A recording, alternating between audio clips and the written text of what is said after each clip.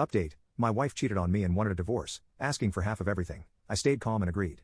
Unbeknownst to her, all my assets were in my dad's name. Part 2, that's when I dropped the bomb on him. With total calmness, I explained that the house, the cars, and all the properties Claudia thought were mine were actually in my father's name. Legally, she had no right to anything. I watched the lawyer's face pale as he realized they had signed a contract where they would not receive a single cent of what they truly wanted.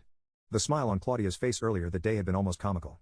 When I told her I would accept the divorce without any problems, she looked so smug, so certain she had outsmarted me. She truly believed that everything we built together would be hers with just the snap of her fingers.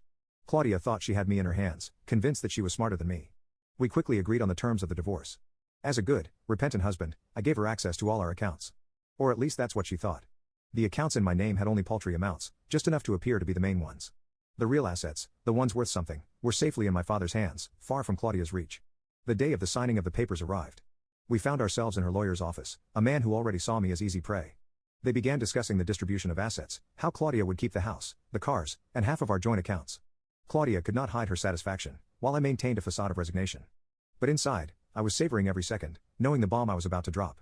Claudia left with a triumphant smile, thinking she had won.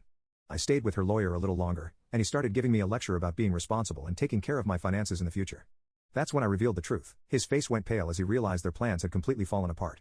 That night, Claudia called me, hysterical, screaming that I had cheated her and that I couldn't do this to her. I simply reminded her that she was the one who had decided to betray our marriage and had filed for divorce on her own. I told her I was sorry that things hadn't worked out as she expected, but there was nothing more I could do.